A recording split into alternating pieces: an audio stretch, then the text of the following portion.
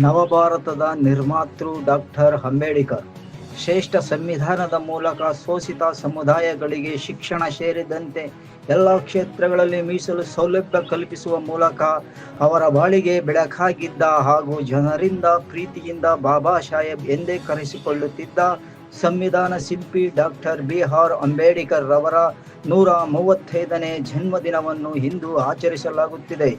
ಭಾರತದಲ್ಲಿ ವ್ಯಾಸಂಗ ಮಾಡಿ ಉನ್ನತ ಶ್ರೇಣಿಯಲ್ಲಿ ತೇರ್ಗಡೆಯಾದ ಅಂಬೇಡ್ಕರ್ ರವರು ಕೊಲಂಬಿಯಾ ವಿಶ್ವವಿದ್ಯಾನಿಲಯದಲ್ಲಿ ಉನ್ನತ ವ್ಯಾಸಂಗ ಮಾಡಿ ಜ್ಞಾನದ ಭಂಡಾರವೇ ಆಗಿದ್ದರು. ರಾಜಪ್ರಭುತ್ವದಿಂದ ಪ್ರಜಾಪ್ರಭುತ್ವದೆಡೆಗೆ ದೇಶವನ್ನು ಮುನ್ನಡೆಸಿದ ಬಾಬಾ ಸಾಹೇಬರು ತೆರಿಗೆ ಪಾವತಿದಾರರಿಗೆ ಮಾತ್ರ ಮೀಸಲಾಗಿದ್ದ ಮತದಾನದ ಹಕ್ಕನ್ನು ದೇಶದ ಎಲ್ಲ ಪ್ರಜೆಗಳಿಗೂ ನೀಡಿದರು.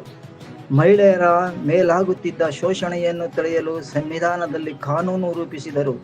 ಕಾರ್ಮಿಕರ ಕಾಯ್ದೆಗಳ ಮೂಲಕ ಕಾರ್ಮಿಕರ ಶೋಷಣೆಗೆ ಕಡಿವಾಣ ಹಾಕುವ ಮೂಲಕ ಪ್ರಜೆಗಳಿಂದ ಪ್ರಜೆಗಳಿಗಾಗಿ ಪ್ರಜೆಗಳಿಗೋಸ್ಕರ ಎಂಬಂತೆ ಶ್ರೇಷ್ಠ ಸಂವಿಧಾನದ ಮೂಲಕ ವಿಶ್ವಕ್ಕೆ ಮಾದರಿಯಾಗಿದ್ದಾರೆ.